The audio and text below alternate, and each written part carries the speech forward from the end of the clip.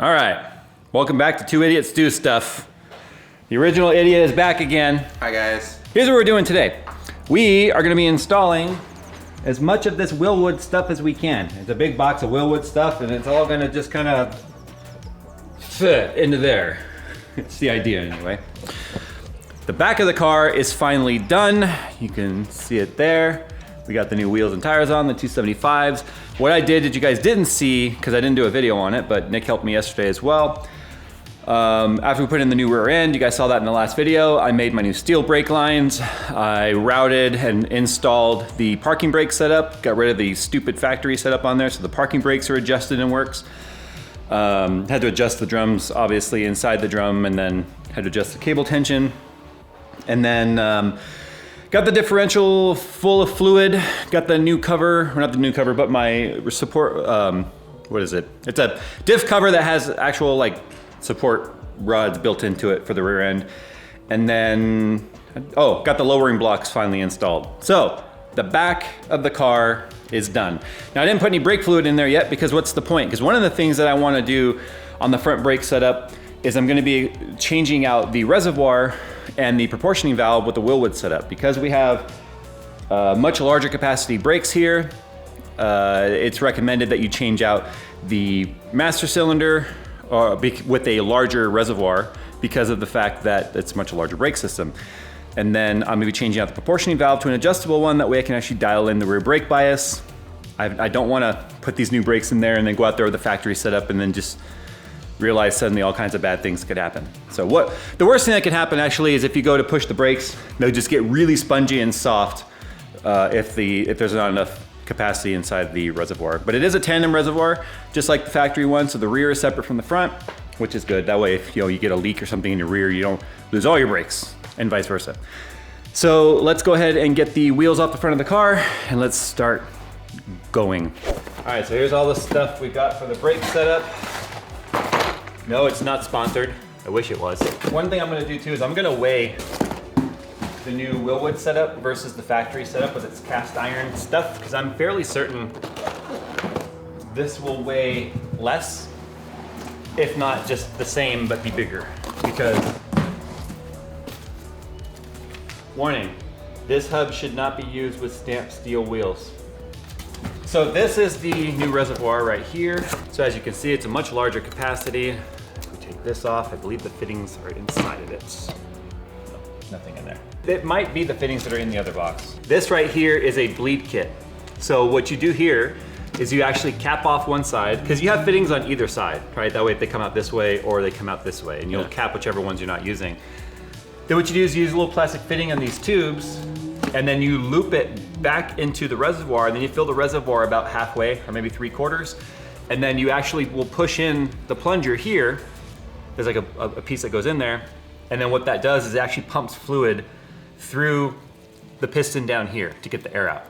Now I'm not gonna actually bother with any of that, because what that does is that allows it, so if you're doing the old foot pressure method of trying to bleed the brakes by pumping the brakes, if there's air in here, nothing will move, because this is a hydraulic cylinder. Hydraulic pumps or pedals and stuff don't move air as well as, they move fluid, which is what they're designed to do, just like a water pump in a PC.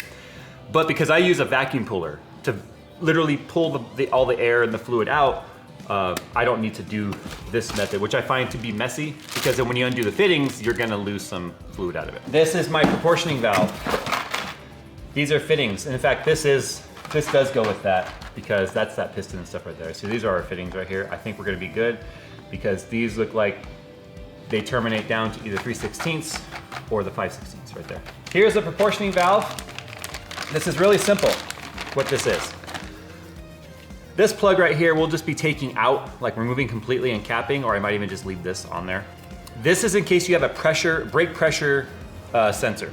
So this is what activates the brake lights on some cars, is it feels the pressure and then that's what sends a signal to the brake lights. Mine actually has a brake light switch on the pedal, so we don't need that. But then you've got your front in, rear in. This comes from your master cylinder, or the reservoir, into here. And then you've got your front out, because both front right and front left on these cars, and most modern cars as well, are independent brake lines. This has a single rear out, or RO for rear out. Has a single line that goes down the car, and then it tees off above the axle like I showed you to the 2 rears. So 2 in, 3 out. This knob right here allows me to adjust how much rear brake bias. So we're not changing any braking force to the front. Well, we're gonna be either reducing or increasing the amount of brake pressure we have in the rear. That way we can keep the car balanced how we want. Now this is actually something you find in a lot of race cars too, because they'll just brake bias based on what track they're at. This isn't a race car, however, because we are going to full aftermarket setup, I got it because I want to be able to tune the brakes. These are just caliper adapter brackets, so they're gonna mount to the original caliper location, and then this gives us something to mount our new bracket to. This is the rotor hat. See how light this is, Nick? This is why I'm saying it's gonna be a lighter setup. Whoa, dude. I had to buy an inch-pound torque wrench for this because I didn't have one. It's funny though, the brake pads for the front though are still super teeny. Like these are smaller brake pads for the front than the rears of my ZL1. Well, anything smaller than the ZL1. Yeah, I know. This is probably, they're smaller than the Z as well. This is the new hub assembly. This is what we'll have to pack the bearings and stuff into. The bearing is actually located on the hub. So that's what this is right here. That's why these were referred to as hub caps on old cars. You know, this is sketch to me. Like, it doesn't feel like safe. I know, right? It's so light. Hardware for the rotors. That's hardware for the something. More hardware for rotors, caliper bolts, wheel bearings, and I went with the longer studs. These are the 2-inch studs. Bottom line, at the end of the day, we shouldn't have leftover parts. So the small bearing goes all the way down inside in there, Yeah. right? And then I believe this is a spacer that goes in there. Then you have the main wheel bearing, which goes in here. And then this is actually the cap right there. And then there's a seal in the inside of that. You can see it's like a rubber seal. Yeah. So that's the cap. Okay. And then you press, and then you put it on. And the thing is, like, when you take it off again, that seal can get damaged. So it's always recommended if you take off wheel bearings like this with the hub, that you replace the seals. And then, everyone's favorite part, the caliper. Of course, it's nice and pretty. Yeah. I like how it shows you the rotation of the wheel. So that tells you, right, this is That side. passenger. Ergo, quid pro quo. This is the driver's side. Yeah. How heavy are these? Dude, okay. This is total suspect. Like, did you buy real brake calipers? Yeah. I'm just not used to like actual racing parts. This is really Yeah, light. I mean, it's all about being lightweight. Yeah. Like my engine builder, Mike, he's a drag racer, so of course he was like, that brake kit looks heavy. I'm like, dude, they're lighter than your cast iron ones. He's like, by how much? He's like, weigh them, let me know. Now suddenly they seem like Important. interesting to him. Yeah. And then we've got our drum, or our ring. It's so pretty. Yeah. People like to think, oh, old cars are heavy because they're all made of metal. That may be true, they may be made of metal, but they don't have all the extra crap built into new cars. And by extra crap, I mean stuff nobody needs, like safety equipment, airbags, insulation, fireproofing. Navigation. Oh, and then of course you have to buy brake lines because they don't come with brake lines. This part's gonna be tedious. Gotta do this 24 times. Yes, I am putting red Loctite on these nuts. These nuts. Anyway, yes, I'm red Loctiting them. Even though they only go to like, what is it, 85 inch-pounds, which is not a lot, you still don't want them backing out through vibrations or whatever. Fun fact, the vibrations in this car were so bad when I was dealing with the rear end vibration I told you about, that it shook loose like half my suspension in the back. And yes, as you can see, I am torquing these. You don't want to screw around with brakes. You want to take it extremely super serial. So I did the rotor assembly first, just so it was out of the way and done in the Loctite setting. But that was like towards the middle of the instructions. Installation of this kit should only be performed by persons experienced in the installation and proper operation of disc brake systems. I mean, I built the brakes in the Z and I've tracked that a bunch and I didn't die, so I think I'm qualified. Now I'm gonna put a link to this down in the description below if I can still find it on Amazon. I bought it a few years ago. This is by far the best brake job tool you'll ever find. I mean, sure, there's the Modine or whatever they're called, the little vacuum pumper that you hook up to the reservoir to help like push the fluid down through. This is a vacuum puller, and I'm telling you right now, if you have a compressor, this is the best possible way of doing a one-man brake job ever. But this is such a nice tool. So this will fit over any sort of bleed valve because of the way that it's designed. So we're gonna put it on, right, get in there like that. We are going to loosen up our valve, and then there it is. It's literally pulling all the fluid out of the brake system and the reservoir. So if Nick looks at the reservoir, it'll take a minute, but if you look carefully, you can actually see it slowly going down. So that's how I'm actually emptying out the reservoir. And then we'll do it on the other side for what's stuck in the short line going from the reservoir, or from the proportioning valve to the driver's side. It should be pretty straightforward. These types of kits on older cars, like I said, the only thing complicated about them is the hub assembly. Because modern cars have a hub assembly that's usually a 4-bolt that mounts to the knuckle, and then the rotor and everything just mounts, like lays over that, and then you put your caliper on and you're done. But there's nothing complicated about packing wheel bearings or you just gotta make sure you put them in the right order and you're gentle with them. So one of the things we have to do when we take this rotor off right now is we are going to have to inspect the spindle to make sure it's not gouged or messed up in some way. The spindle being the thing that sticks out here that everything's rotating on. As long as that looks good, then we won't have to order a new one. Yeah, so I'm gonna undo this brake line now, let the brake line hang, and then we'll get this off. I don't wanna damage these calipers though, because when you take stuff off of an old car like this, that, I don't know if these are original. I highly doubt these are the original calipers from 1967, but I can tell you like that reservoir and all that, I'm gonna probably hang on to that and try and sell it to someone that needs an OEM style that came off of an actual 67, because you can get reproduction stuff, but anything that's original off of a car, people will pay, I won't say good money for it, but they'll pay for it. And yeah, believe it or not, a lot of this old stuff has value. I'm not worried about damaging this since I'm not reusing any of it. Look, Nick, your favorite thing, cotter pins. Nick loves cotter pins. He loves to reuse cotter pins. Ooh. I don't see any like major gouges or anything on it. That's what you want to look for, like any big scratches or anything. Because what that'll do is that'll give it a place for like the grease to work its way out. And then kind of like this. It won't be a problem until the bearings start going dry or they're low on lube. Mm. So one thing I want to do is I want to weigh the old parts versus the new parts, because I'm fairly certain the new stuff is really light. 35.9 pounds. So we'll just call it 36 pounds. All right. If I had to make a guess, I'm gonna say 25 pounds. I think it's 10 pounds lighter. I think it's like 17. You think so? Yeah. So 36 pounds, right? Yeah. Ooh, 26.1. Hey, I lift, bro. Okay. Okay, my bad. So yeah, 10 pounds lighter per side. So we're shaving 20 pounds of unsprung weight in the front of the car. Nice. Nice. Mike looks heavy.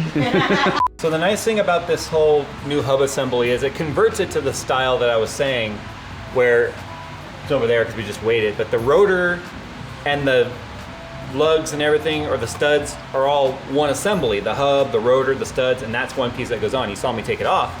But by having this on there, and don't scratch it, okay? This will be constantly bolted up, which means now the rotor can come on and off. So it'll be a lot easier brake jobs in the future without having to spend all this time like I am today. So I'm spending all the time today making it easier on me in the future. So now I've got to get the bearings and stuff in this, get them packed. God, there are so many flies. Yeah, I looked over there, were like 10 of them just... I showered, I swear. Hey, Nick, give me a kiss. Like from a kid's view when Grammy goes give you a kiss on Thanksgiving. Oh, with cranberry jelly? With all her, no, I was just thinking with all her lipstick, but hey. So what you do now is you put it in your palm. You're so mature. These nuts. Whatever. There's actually a special tool that you can put on here too that will like just forces it in there. You want to be liberal with the lube. Oh yeah. It's like the first rule on the bottle. Mm-hmm. Would it make more sense to just dunk it in the can then? No. Oh. Because then you get air. Oh. So I'm turning it like this. I'm making the wheels turn, and I'm forcing like the air out and for it to draw in grease. And then I'm like putting it around there and forcing it in like the top and the bottom in there. So to install the end cap here, I basically just used wheel bearing installer kit. It's actually kind of an expensive one for Harbor Freight. It's a Harbor Freight kit, 115 bucks I think it was. But it's gonna come in handy. Now that I look at it this way, I always buy tools for anything I think I'm gonna need to work on in the future. And since I now have a car that uses these older style wheel bearings like this, and see it's nice and flush, I figured it's important to have it. All right, so fast forwarding now. We got the hub installed, the bearings installed, the bearings are packed. The dust cover's on tight, but we've got the new, with the bearings in there. We got the castle nut on there, we got our new cotter pin on there. But there was a ton of grease in there. I hope I didn't put too much actually on the inside. And then we got our bracket. We had to take the dust shield off, as you can see right there, because that's obviously not gonna work with a larger diameter rotor. We got our adapter bracket here. We've got it all shimmed. This is stuff I didn't film because we were just trying to get it done. We got it shimmed. Got our adapter on here. Everything's red Loctited and torqued. Clean the backside of the rotor. We'll put the rotor on, and then there's three. It goes on a certain way so that all, see how right that screw hole lines up with the hold down screw, that one lines up but that one doesn't. So I've got to rotate this until all three are showing. See, that's not going to work, that's only one. Do that again. Oh, it helps if I use the right hole pattern. So that should be all three, yep. There, there, and there. So, like I said, this is essentially now made this a more modern setup where the hub is now mounted and bolted down to the spindle. I can now do brake pad, or not brake pad, but actual rotors, bearings, and all that stuff easier because of the fact that it's now like more modernized, if you brought will. into 2020. Well, the hub and the rotor are now two separate pieces, which is the stock one, as you saw, is a one-piece rotor hub assembly. So this will make the initial installation of all this is kind of sucky in that you have to go through so many steps to get it all converted. But then once you convert it, it's obviously going to be way easier to do things in the future with the specifically rotor changes. But I'm not going to be tracking this car. I know I'm going with a pretty overbuilt brake system for a street car, but this is more or less the cool factor, if you will. All right, cover your eyes. I got to get all the oil off. When you handle a rotor, you get all kinds of oils and stuff on it. I've got grease on my hands from the bearings, so you want to use brake clean.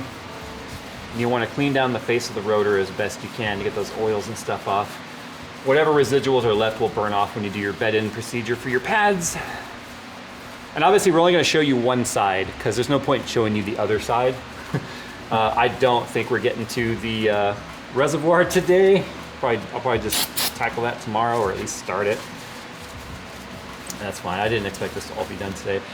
Nick also pointed out I was trying to put the wrong rotor on. There is an arrow on here that shows the direction, and that has to do with the veins, not the grooves. People go, oh, the way the groove is. No, it's specifically the cooling veins inside and the direction they turn and the way they're designed to cool the hub. But, doesn't that spin so nice now? So I was over tightening the nut on the spindle nut, and it wasn't turning very well because the bearings were being too compressed. So once we looked up the proper procedure for the spindle nut, we now get that. It definitely wasn't two dooga-doogas. No, there's no ooga-doogas. It's like 10 foot-pounds, 15 foot-pounds at the most. Yeah. But it spins freely, there's no play on it. So now, I'm sure the part you guys all want to see what it's going to look like. I said to put the brake pads in it, but I'll do that after it's mounted down. The caliper has these two holes that mount to the little adapter that we had to install. Go down there like that. And that's what the new brake setup will look like. Like a glove. What's P83 squiggly line 3 mean? Oh. You're on what? P83 over I3. You're looking at me like, what crack have you smoked today? We do still need to do this though. There's obviously going to be a hold down for this. I'm just checking the length right now. Oh yeah, it's going to be plenty long. Because what you have to make sure is that when you turn it, that it's obviously going to not bind. And then when you go in with it, that's not going to get caught up in anything. So that's going to be perfectly fine. What's going to happen here is with the brake line kit, there's actually a 90. So it's going to come off the caliper, and I'm going to do that with it off the car. So it'll be going in right here, but there's a 90 fitting. So it's not going to be going straight in, it'll be coming straight down, and that will make the line have a better curve to it. So let me get this all assembled, and then we'll show you guys what it looks like. Hey, surprise, the car's yours. You can have it now. But you got to take it home today. Do you want it back? No. So, stock brake right there, still up, fully assembled. We haven't done this side yet. We're gonna do it right now. But when you come over here and compare it to the new side, oh, that is so much nicer to look at. So I've got the stainless line installed. And when we turn this thing, oh God, teamwork. Yep, it's teamwork. There we go. So you can see now the line, how I was saying it comes down and then loops to the top. So I already did a full test on it. When it's all the way out like it is, it's not being pulled. When it's all the way in, it goes over here. The stock line was too long. It actually came all the way down and was constantly touching on the tie rod. So that's, or the steering arm, so that wasn't good. It's all shimmed up. You have to do a lot of shimming. They do a lot of shimming. Okay. Shim, Nick. So you actually have to do a lot of shimming to get these brakes going. So you have to shim the caliper inside and out. That way the rotor is perfectly centered in the middle. And then you gotta shim the height of it. That way the pad is perfectly flush with the outside of the rotor.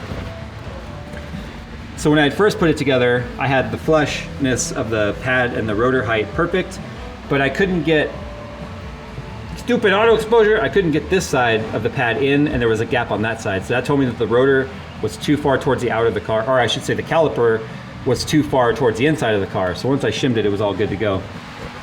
Hey, if I have to take it home, how mad would you be if I had 2 Jay-Z swaps? You'd be out of the family. So what we're gonna do now is just we're gonna do the other side real quick, but I'm gonna go ahead and end this video. There's not a whole lot left to do on the car in terms of being ready to accept the horsepower of the LS7. I know a lot of people ask me how much horsepower we're thinking it's gonna have. We're conservative, we're gonna go about 600 wheel horsepower. It is gonna be an E85 car, conservative. Dude, if I had gone with an iron block, an LSX instead of an LS7, it would still be a 7-liter.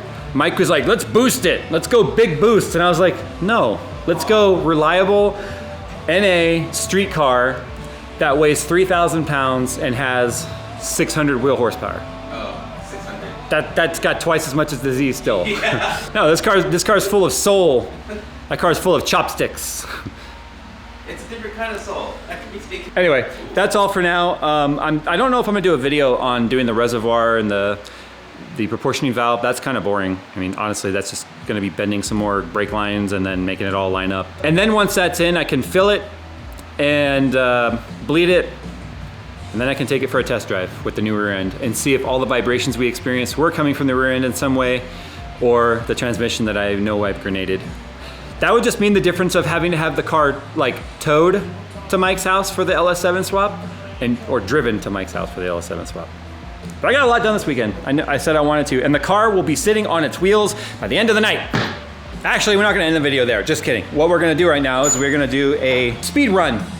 We're gonna see how long it'll take me to do the driver's side now that we worked out all the kinks on the passenger side. What time is it? 4:30. We spent about 6 hours on that one corner, and that included a run to Harbor Freight though. And that also included a run to AutoZone and the studio to get the camera, and Starbucks. Of course, Starbucks. I'm such a white girl. Anyway, I think 2 hours. What do you think? 1.5. 1.5? All right, we'll see who's closest. Hi YouTubers, my name's You don't get to say your name. Just wave hi and do a little dance. That's how you shim? That's how you shim. All right. We need to start the stopwatch. I don't even remember what step was first. Oh yeah, get the old stuff off.